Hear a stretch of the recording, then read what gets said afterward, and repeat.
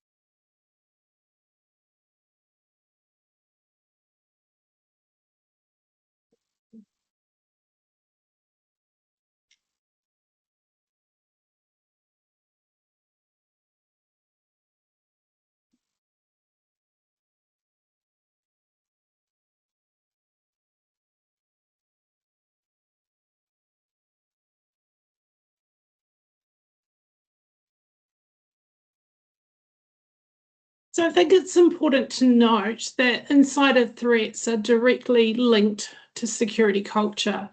A strong positive security culture acts as a primary defense against both malicious and also, I can't even say that today, negligent, oh my goodness, basically mistakes. Sorry guys, I've been traveling quite a bit. Cultivating awareness, trust, and transparent reporting systems helps prevent employee mistakes, which account for 2/3 of incidents while reducing risk from disgruntled employees. So why do organisations need good security culture? The aviation system depends on a layered approach to security. These layers are designed to create multiple barriers to harmful acts that might target the aviation sector and the people within it, including the staff and the public. All people in your organisation, regardless of their roles or responsibilities, play an important part in ensuring that different layers of security are effective in mitigating any threat to the system. Developing a robust security culture by embedding positive behaviours and mindset in your people presents an additional protective layer in the wider security system and an additional barrier to detect and prevent a potential act of harm. A robust security culture is increasingly recognised internationally as a key pillar of aviation security and is necessary to build a strong and resilient aviation sector. Developing and sustaining an effective security culture is a vital part of achieving and sustaining positive security behaviours that are integrated into organisational and management practice. Enhancing and sustaining an effective positive security culture is a vital aspect of your organisation's overall security regime and helps to protect against threats that could cause harm to people, infrastructure, assets, and helps reduce vulnerabilities in the wider aviation system. It's important to develop a security-conscious workforce and promote the desired behaviours you want from your staff.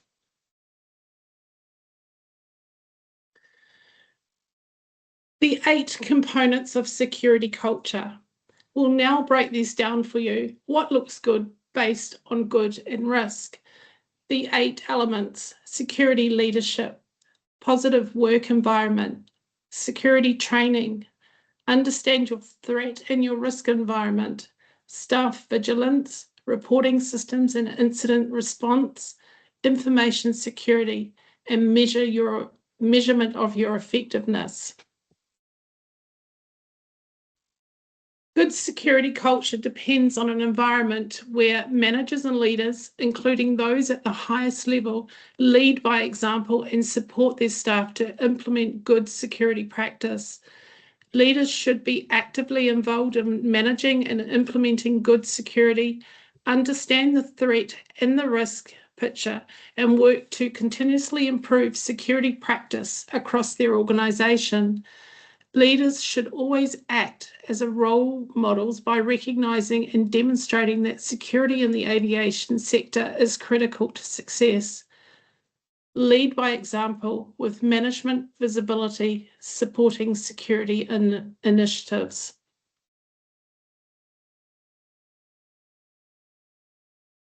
A positive work environment that enables and drives a strong security culture helps to reinforce positive security behaviour, empowers staff to act consistently with security policies and procedures, and encourages them to demonstrate positive security behaviours confidently and willingly. Your work environment should make positive security behaviours easy, effective, and an enabler of, not a hindrance to, the daily tasks. Your security culture is only as positive as your work environment. Freight is time sensitive. This is where culture is really truly tested. Staff who have the knowledge, skills, and capability to practice good security are fundamental to developing and maintaining a positive security culture. The mindset, knowledge, and behaviour of your staff can have a real impact on the risks and vulnerabilities of your organisation. This is driven by strong, well-developed security education and training programs, which needs to be a continuous process. Training should be present and prioritised at every stage of the employee life cycle. Regular security training helps to ensure that strong security practices are part of your fabric of your organisation. Provide ongoing training and awareness program for all employees. The aviation sector faces a complex set of threats. These threats are constantly evolving, becoming more sophisticated, and are increasingly designed to undermine effective security measures implemented by the sector. At the same time, your organisation holds specific and often unique security risks and potentially significant vulnerabilities. It is important that all staff understand these threats and risks, the importance of security in their daily operations, and that they appreciate why they are required to do certain things in the name of security. Understanding what is at stake is at the heart of all good security culture. Staff who understand are more likely to exhibit good security behaviours and achieve positive outcomes for your organisation and the sector. Understanding risk, threat and risk. Threat describes a person or a group with the intent or capability to undermine security protections or exploit a vulnerability to cause loss or harm. Risk is a potential for loss or harm as a result of a threat exploiting a vulnerability. It considers the likelihood of the threat materializing, the consequences that it could result, and residual vulnerabilities or weaknesses in your organization that could be exploited following the implementation or relevant security controls. Promoting staff vigilance highlights the importance that all members of your organisation play in keeping the aviation sector safe. Vigilance is about supporting your staff to be additional eyes and ears of your organisation. A vigilant security culture where staff are alert, aware, and empowered to respond to security issues reinforces the protective barrier that staff present, deters potential threat actors from undertaking harmful acts, increases chance of detection, and reinforces positive security behaviours in the workplace. Vigilant staff are better equipped to identify security issues, engage with those breaching security, and to report behaviours of concern. Vigilant staff pay attention to their surroundings and are supported by their organisation to advocate for good security practice. Recognise and reward employees who contribute positively to security culture. Having robust reporting systems and procedures in place is an important part of exposing security threats and risks to the aviation sector, and a positive reporting culture is inseparable from positive security culture. But the simple requirement for staff to report incidents of concern is not enough. The type of culture built around your reporting system is crucial to ensure that staff feel encouraged to make a report, are comfortable with how their report will be handled, and understand the role reporting plays in the improvement of security practices. This is all part of establishing a just culture where staff are supported to report incidents and understand the honest mistakes will be free from repercussions. Encourage reporting of incidents or suspicious activity, both openly and confidently. What stops people reporting in your organisation? A key part of positive security culture is protecting information effectively to ensure vulnerabilities in the aviation security system cannot be identified or exploited. Your security system is only as strong as the protection of the information. Sensitive information should be stored, transmitted, and disposed of securely, and only shared with those who have a need to know. information that is vital to running of your organisation and that may be seen or routine could provide a threat actor with critical information that could be misused for harm. Each component of your organisation's,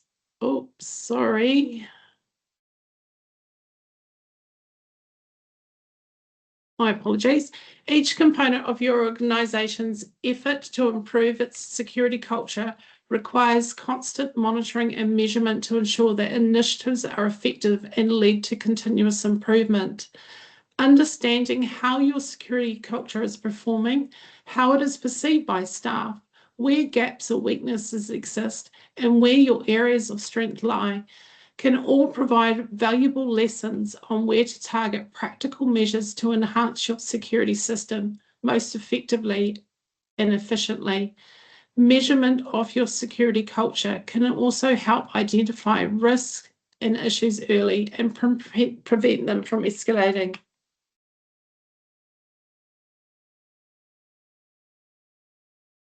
We will now open up the audience for a little bit of a discussion. Please feel free. And we'll start with a simple question. Where are the biggest gaps today? If anyone wants to volunteer.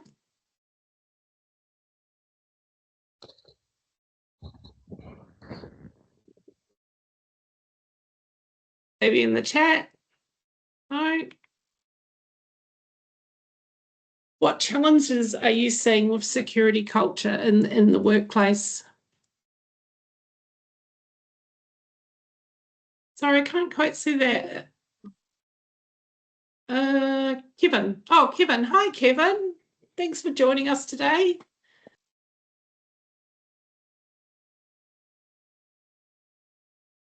You're on mute, Kevin.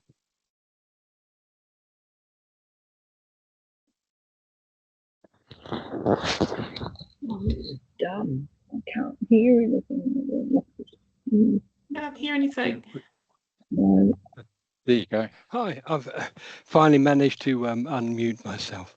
Hi, everyone. To answer your first question about what's the biggest gap, I believe that it's to do not with the recruitment of staff, but finding out about changes in staff behaviour once people are actually employed. That's very good consideration, isn't it? Because we do employ people and we don't, things change over time. So maybe that's something that the audience needs to consider. So thank you, Kevin. Has anyone else got any? Rod?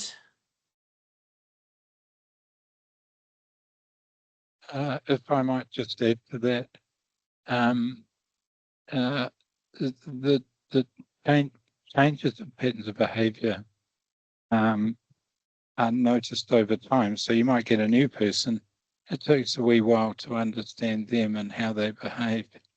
But not only change in behaviour, but also change in their circumstances. So they might have come into money recently, or they may be depressed more, or some such, troubled more, if you like. But understanding the person and their role and how they would normally behave in that role. Yeah. And of course, the open reporting, welcoming the reporting, no matter what it is. A friend of mine in another organisation, one of their noticeable changes of behaviour was at a desk, they were sorting through stuff and they would build a wall, a pile of things around them so that nobody could see what they were doing. Just one sort of example that isn't necessarily exact to the freight forwarder, but gives an idea of change. Thank you, Rod. It's certainly interesting, and it has definitely changed the landscape of the industry that we work in.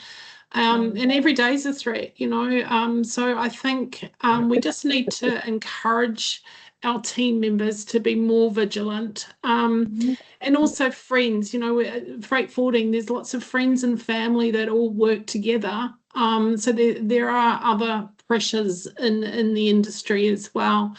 But like you said, right, you know, understanding what a person is. You know, I've worked in, I won't say the company's name, but, you know, a guy that was a warehouse handler then all of a sudden turned up in a brand new Audi. You know, it's definitely a giveaway, right? Because there's no way he could have afforded to buy that vehicle. So there was, you know, there were key indicators earlier on that have now come out. But I guess, you know, it's embedding that culture and making it employees comfortable to speak up, to identify challenge, but also challenge them to say, how can we improve security?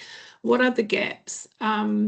You know, what are the challenges, and what can we do to sort of mitigate or reduce that risk in particular inside of threats?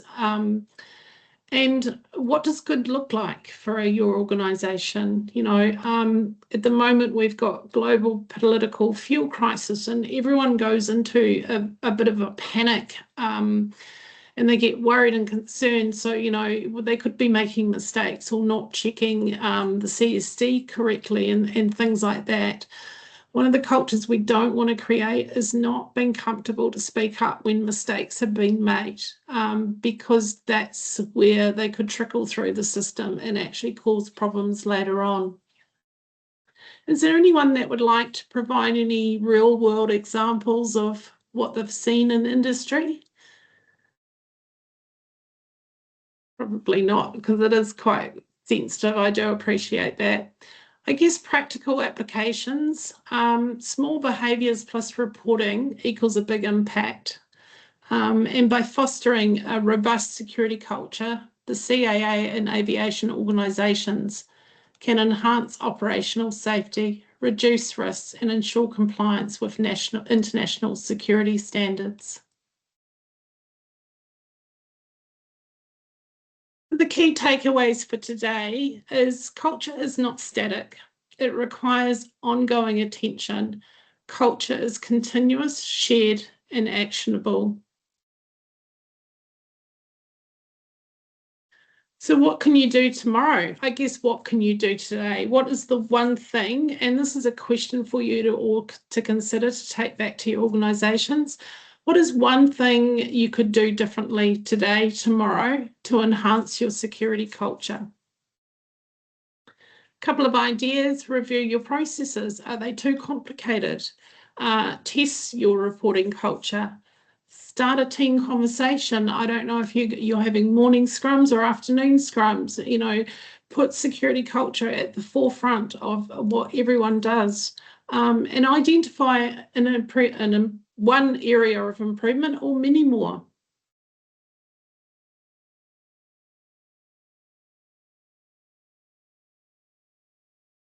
So I encourage you to take what you've learned and start embedding culture in your teams. Encourage to take actionable insights back to your workplace and teams.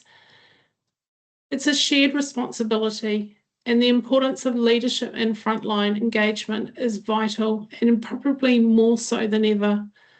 This is ongoing. Security culture is not going to go away. It's not a one-off.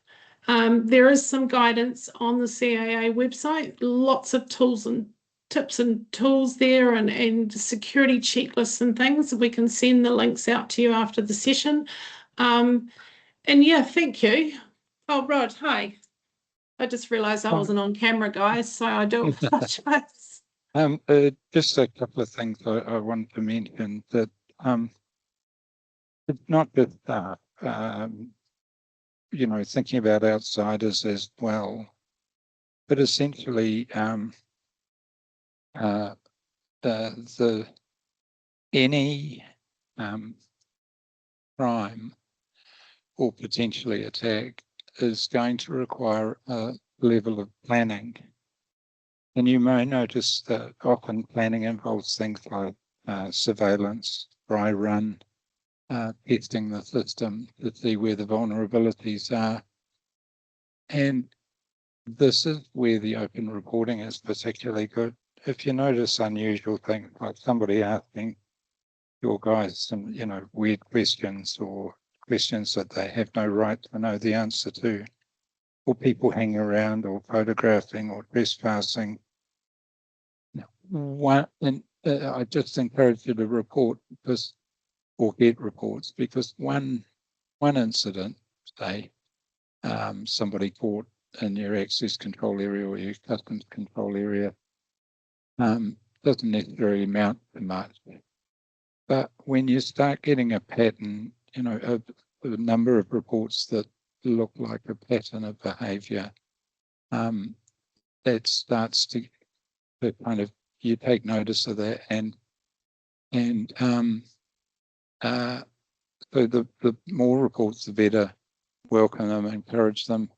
And this isn't just good for security culture, it's good for health and safety. It's good for a lot of parts of the business. And, basically own it, welcome reports. Just make this sort of culture, yours and your company. Absolutely. I think next week we're releasing a direct portal for security concerns. One of the key discussions that keeps coming up was we don't want to report because we're too scared. So we're going to be opening up a portal where you can report any concerns from a security or regulation concern. We will collate it and desensitize that and send it to the relevant authority. So keep your eye out. We will send that through. It only comes to myself. And if there's something you want to raise, but you don't want to raise it from your organisation's perspective, then CBAFF will do that on your behalf. We're hoping that it will encourage more direct reporting, because that is a culture that we're not very good at. And we've really, part of AirCertify is making sure that we are sort of trying to report so we can start to identify smaller trends. So the way to do that is to remove yourselves direct from the regulator and send that through CBAFF. I had a meeting with CAA in particular about a month ago, and they are very open for that. So I will release that hopefully next week. I've just been travelling the last few days, so we'll get that out. The next AirLock will be site security, and we're hoping to have Laurie Colpin from Auckland International speak and a couple of other guest speakers, so it's not just me speaking. And that's in 6 weeks' time. But in the meantime, AirCertify has a LinkedIn page. Sign up, follow us. We're still developing and still investing in security culture, AirCertify, known customers, Raka processes. And thank you for your time. If anyone else would like to say anything, please raise your hand. Otherwise, I'll give you back your half an hour back.